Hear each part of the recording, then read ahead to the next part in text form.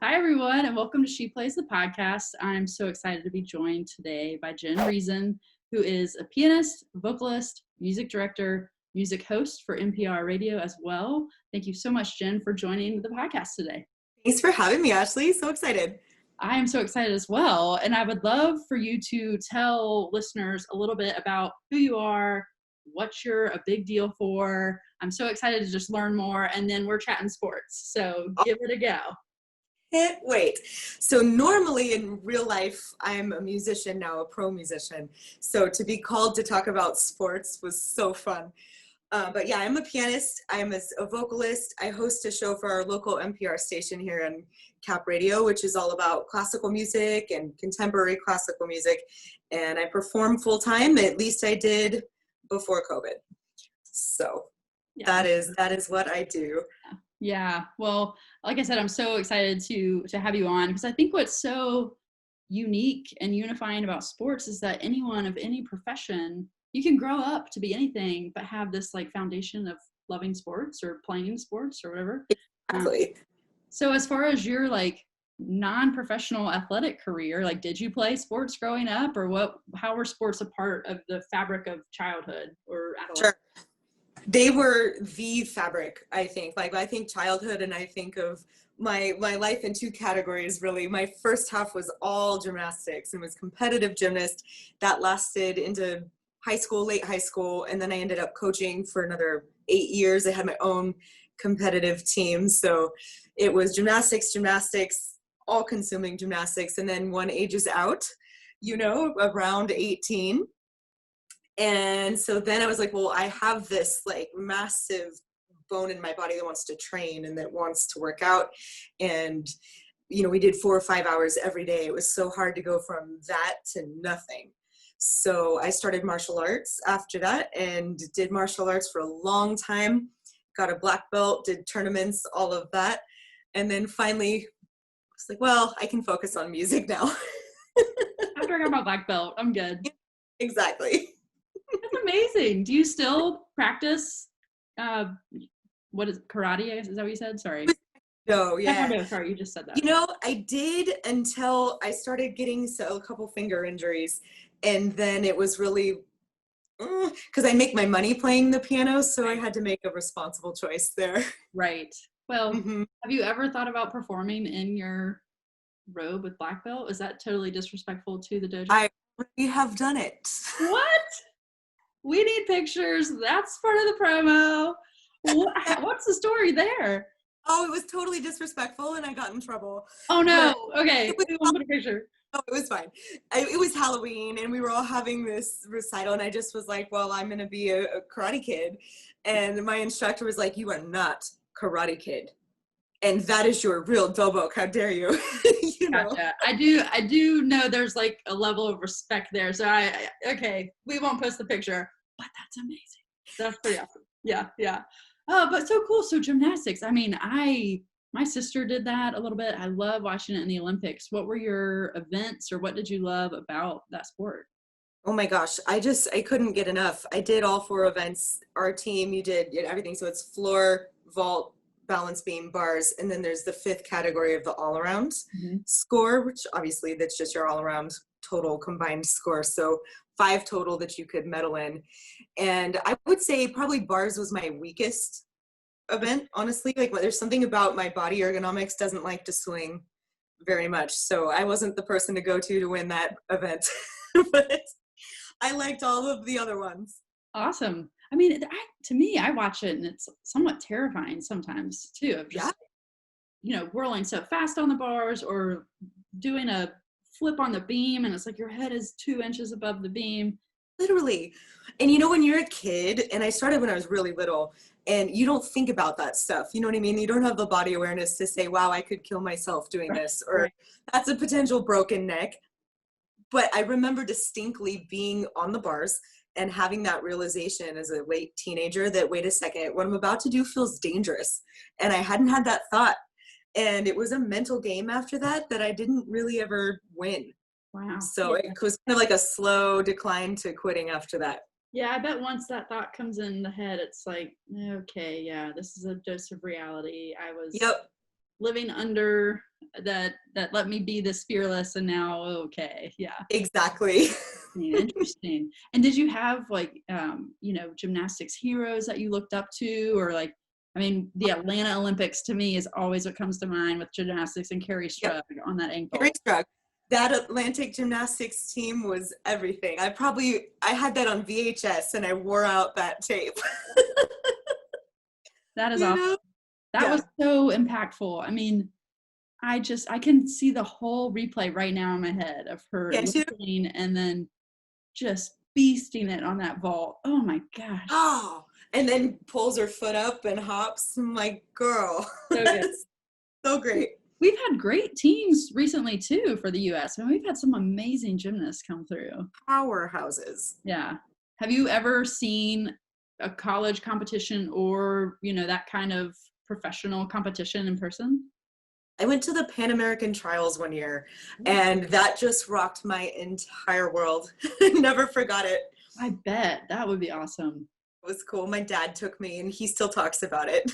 Do you remember when we saw?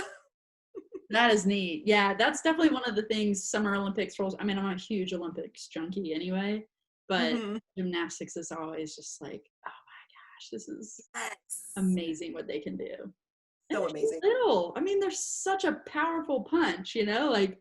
And they weigh what, 97 pounds? That's what always. Really all muscle, probably. Yeah, totally. Yeah. Maybe controversial question. We can edit if you want, but did you think the Chinese competitors were the right age in the Beijing Olympics? I don't think anyone thinks that. I mean, no. So young looking, so little. There's just no way, right? Yeah. I respect it. They could still do amazing things, but anywho, not trying to get controversial on this podcast. We're just here to chat sports. So yeah. So you did gymnastics, you did Taekwondo. What, as an adult, then, do you enjoy watching sports, or do you like go to games? I know you're in California, I think maybe Bay Area, or you used to. Have you been to sports teams there? Oh my God, I'm a huge Raiders fan. Is that embarrassing to say? No, but sad they just left. So I know, it ripped my heart out and took it with them. Las Vegas Raiders. But I grew up going to see them, and I go to the Coliseum all the time to see the A's too. So those are really my teams. Yeah. And you're also the land of Steph Curry and. Exactly. Golden State. I love them too. We just built a new arena right here too, so lots of games are coming through. Awesome. I do know they used to have a pro women's soccer team there, but not as of late. So hopefully we can get some San Francisco teams in the women's world, because I think it's the right place for it. Yes, definitely. Yeah. So what do you feel like, kind of transitioning from being an athlete to a professional musician? I mean, I'm sure you're probably studying music at the same time, maybe, I don't know, late bloomer maybe, but like, did anything come from being an athlete and like that kind of training? Did anything about like character building that you attest to sports? Oh my gosh, 100%. In fact, I think I wouldn't be half the performer that I am now if I hadn't done sports. And you're right, I was always taking lessons, I started that when I was 4 too, so it was simultaneous. But I think there's 3 major things, honestly, that really stick out to me all the time. And one is the discipline, because like, when you're doing sports at a high competitive level and you're not allowed to not show up, you know what I mean? You have to deliver and you have to work hard. And sorry if you're hurt, sorry if you're sore. Oh, you don't feel like it? Too bad. Back on the beam, and just is that like kind of stick with it, discipline, no matter what mentality has served me extremely well. And then I think just being comfortable being in the public eye, it's like you don't feel so weird with eyes looking at you. You know what I mean? If you're competing all the time in front of crowds or even in front of small groups, the feeling of eyeballs on you while you do a task is not foreign, which I think is what scares a lot of people. Like, oh, I'm in front of my peers. That doesn't feel weird to me because I grew up in sports, But I think the number one thing is getting comfortable with failure publicly. And that happening enough to where it just feels normal and commonplace and it doesn't completely destroy you in the career of music has been everything. How so? Every. I mean, what would be a sense of failure there? Because like I probably wouldn't know. Maybe missing a note or something. I don't know. What would that look like? Exactly, where you feel like you've gotten up and you, a lot of stuff is played by memory. So maybe you forgot some of your recital program, or maybe you had some horrible mishap and it just didn't come out the way you wanted, or you said something stupid on stage.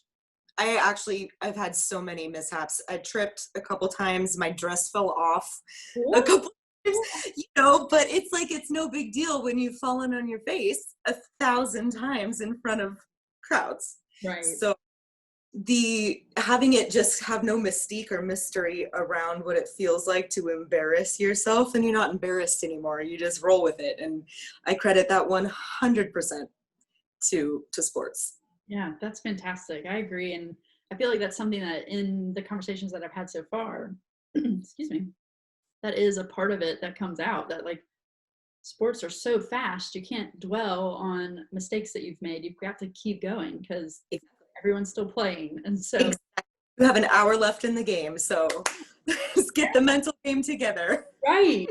No, I love that. I think it's so neat. I mean, I don't know why I've never thought about, honestly, like up till a few weeks ago, I don't know why I never even thought about, like playing sports can service so many future aspirations that people have. You can learn these skills. I just think it's awesome, It is, and it's to the point where you can kind of point out who you think maybe did do sports as a kid and who didn't. They start to stand out as two kind of classes, Yeah, well, I think the confidence is, like you said, like a big part of that. I think you're right. Yeah, that's, maybe I'll start playing that game when we can be back in crowds again. Who knows? Exactly. Find the athletes. Right. So, big Raiders fan, what's your like favorite game day? Like, do you have traditions that you do, or like as a fan, what's like your favorite thing about being a fan of the sports team?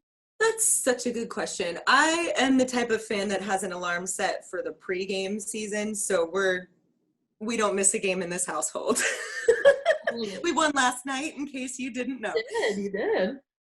So I don't know. Like back when we could go to games in stadiums, that was the funnest part. Like there's nothing like being in the crowd and everyone's celebrating at the same time, or everyone mourning.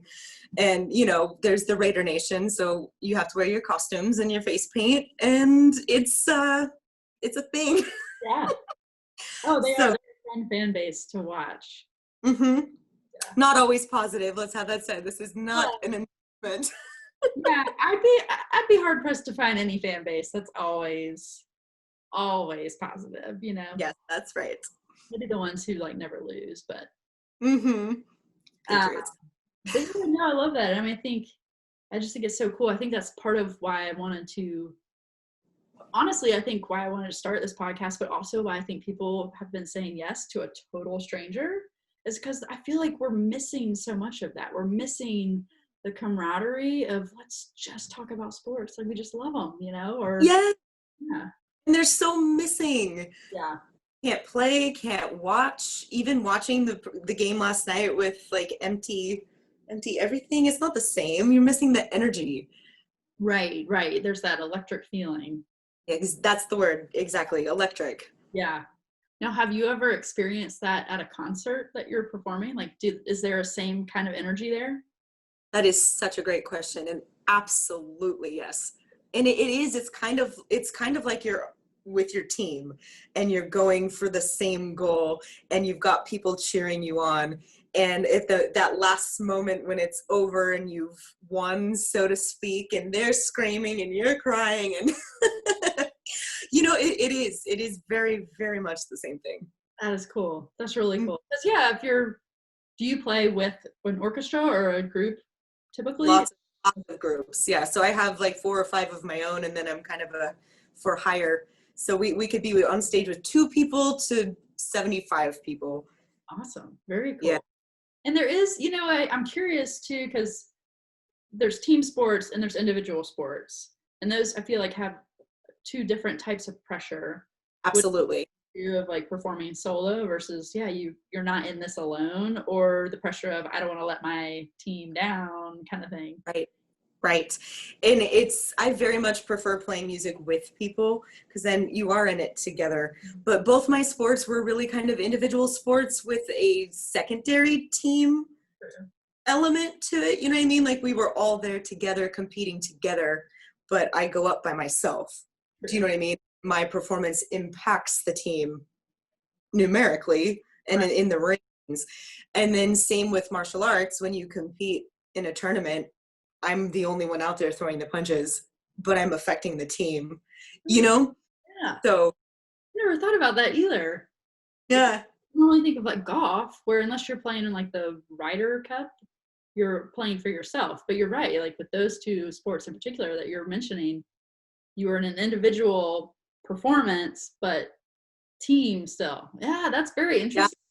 Yeah, it is. It's a weird kind of double dose of pressure, you Yeah. know?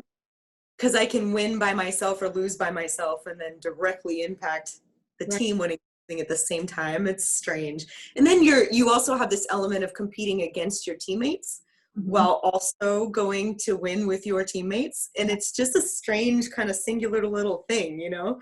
Like I want to beat you, but I also want to win with you.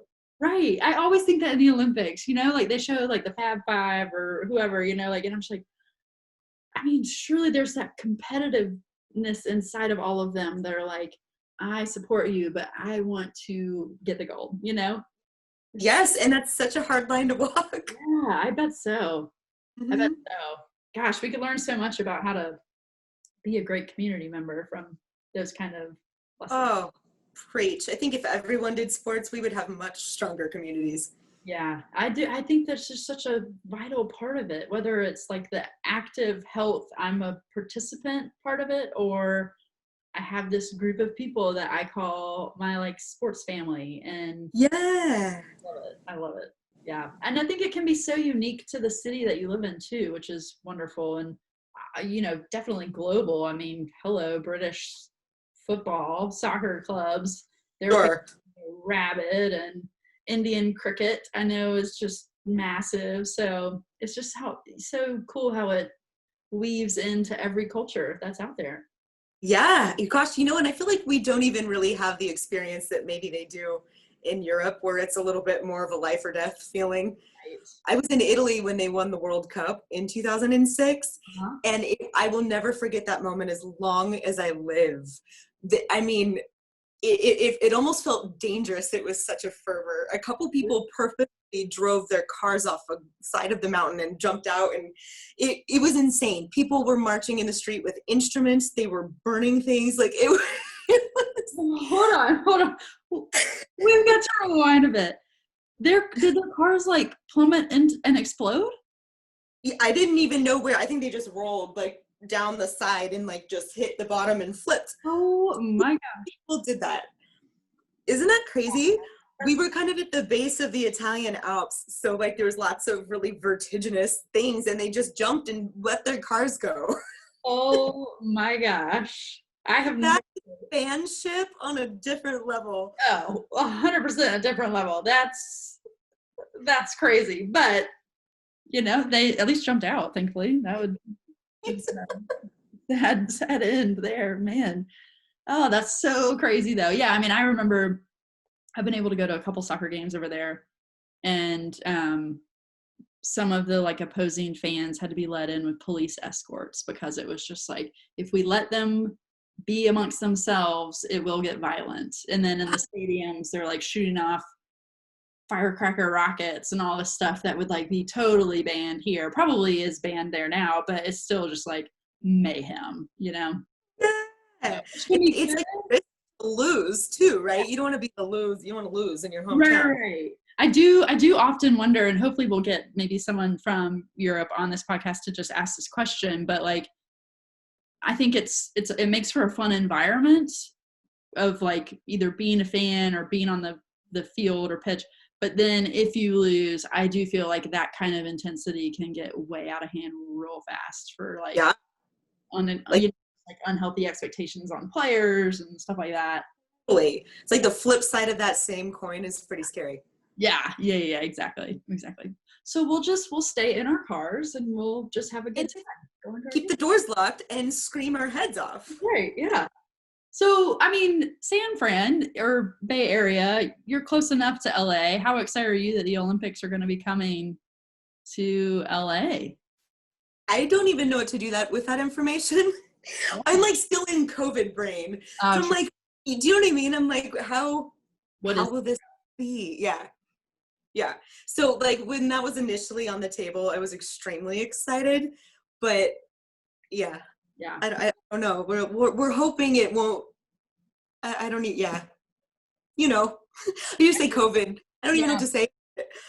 No, I hear you, because even with this Japanese one, it's like I was so excited, and then understandably, like they should not have them. And then next year, I'm even skeptical it's going to happen. Yeah. We keep spiking, you know. I don't know, but and for the athletes themselves who, you know, take so long to train and get Olympic ready. I mean, they are on a 4-year plan sometimes. Right. 5 years. And it's like, And like, what if you peak? Right. And you peak exactly when you meant to. Yeah. And then 5 years, like you're on the downside, that breaks my heart. I know. And for some people, it's like literally the only time they could go to an Olympics, because either they'll age out or whatever. But I didn't even think about the aging out. Yeah, for some people, I mean, they'll either become too old or well, that would be the only aging out thing, I guess. But yeah, like they'll be past their peak essentially. So, anywho, that's depressing. Good Olympics news. Like, what do you like other than gymnastics and Taekwondo, which is in the Olympics, I believe? Are there any other sports, summer and winter, that you like to watch? Yeah, I will. You know, funny caveat about that. I hate watching Taekwondo in the Olympics. Okay. You know, it's just their point system. It's a particular way to do a tournament, and it's not the best for me. You know what I mean? You land one hit and you step back, and hit, step back, and that doesn't, you know, it's not my favorite. I'll just have that said. They're incredible athletes and probably could kick my butt. You know, but I really like all events because it's just such like the epitome of what a human body is capable of. And I like seeing that in every expression. Yeah. It just blows my mind. I agree. There's not a thing. And in the past couple, I've decided to try to really watch the ones that are, you know, they're showing at 2 a.m. or whatever, like that there's no love for really, but it's amazing. I mean, just the skill. You're right. Like, I think it's so cool that it's these people who have dedicated so much time and energy to this craft, and like what their bodies can do is unreal. Like that cross country skiing one that the Americans won last time. It was just like, that's a perfect example. It's just like, what? Yeah. Like, I don't even know how this technically works, but I am standing on my feet like, go, you've got 200 yards, go, you know, do it. Unreal. And swimming, yeah. Oh man, I need the Olympics. I might have to go rewatch some. No, right? I've just been diving into videos, like old ones, just to fill the gap. Yeah. No, I know. It's been wild, but yeah, I mean, NFL is coming back, and we've had some great time of women's sports being pretty prevalent this summer. You know, being the first league to go back was the soccer league, and kind of leading the way, and WNBA. I don't know if you follow any at all, but just leading the way in Breonna Taylor, social justice. So key. They've been amazing. Yeah. Like warriors on and off the court there for sure. Yeah. And it's, you know, I feel like they've thankfully gotten more attention, because typically, you know, in a normal non-COVID world, women are still only getting like 4% of sports media attention. It's just nuts when they're 40% of the athletes. And right. So I do always like, just because, I mean, of who we are, She Plays, like, yeah, we want to talk about sports, but also there's so many parts of the sports industry that we want to see change. And just like briefly, I'd love to hear, you know, in your profession, like, what's that like? What is the gender equality like in your profession? Well, you have asked the golden question. That is so on the table right now, because classical music in particular, which is where I'm trained, is dominated by dead white men. That is who has run that world for literally centuries, and we're only just now starting to break out of that as far as women writing music that's treated legitimately. Female performers have always kind of been a thing, you know, but it's very much second to men. There's certainly very few women leading orchestras, very few women in decision-making positions. You know what I mean? Lots of women playing in the orchestra, but do you have an authoritative role? Probably not. So really, probably the last 5 years or so, it's been hard examined. Do you know what I mean? Like, people have really been taking a look, and the inclusivity just for bringing women in has been really turning around, which is so positive. So now it's a matter of, okay, how about the minorities and the artists of color? Anything like that is the next step that we're working really hard on that too, because it is by definition a very exclusive industry, and it's not okay. Yeah. No, you're right though. I've never even thought about, like, yeah, most people, when you say classical music, they're no longer quoting or, you know, referencing people that are here currently making it. It's all like Right. dead white guys, you know? Yeah. And I've never seen, I personally, I don't think I've ever seen a female conductor. You're right. Right. And you would be shocked if you did. Do you know what I mean? Because it would feel so strange. And how sad is that? Right, right. Well, here's to a better tomorrow for your industry, for our industry as a whole. Quick little halftime show there to chat about that. But no, that's encouraging for sure. And you know, I think that it does take women also initiating those conversations and saying, this is my place, I belong here. Yes. And I think, you know, it would be really interesting to hear, and part of what we're hoping to do here is how many of the people leading the way played sports growing up, and they have that. I bet it's a high number. Yeah. I really do. Yeah.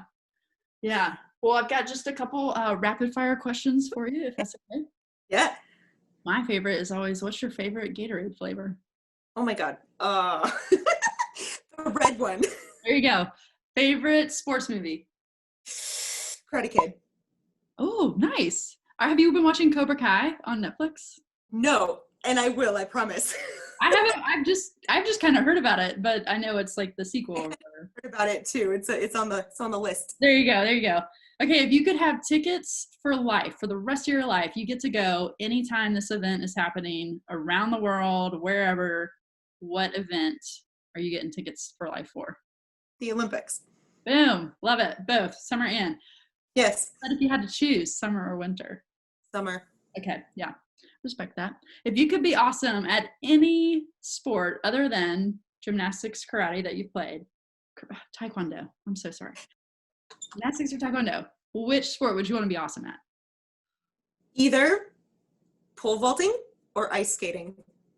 Wow. Pole vaulting. It looks so amazing. Like you're flying. I mean, true. Oh, wow.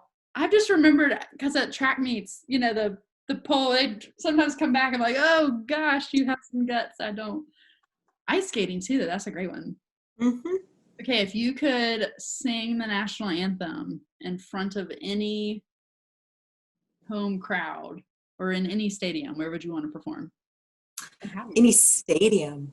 I think it's such a crappy stadium, but it's hometown stadium, so I would have to say the Oakland Coliseum. Yeah, no, that makes sense. Have you ever performed the national anthem anywhere? Yes, I sang the national anthem for our team here, our baseball team. No way. At our little. Yeah. Very cool. Okay. The River Cat. Okay. So fun. Very sweet. All right, and then yeah, just last question. Just what's your favorite memory of playing sports? Like, is there one particular like moment or like, oh, I nailed that move or something that sticks out to you? Yep, there sure is. I had one vault in my entire life that just scored like this much higher than any other vault I had ever taken in my life. And I don't know what it was. I had painted my nails that day. I don't know. But I was running and I went and I knew upside down in the air that it was the best fall that I'd ever done in my life. And it was one of those ones where you just stick the landing, right? And your feet don't even move and you're just like, boom. And I turn and look at the judges like, that's right. Oh, that's awesome. I bet that is a feeling just like when you nail the landing too.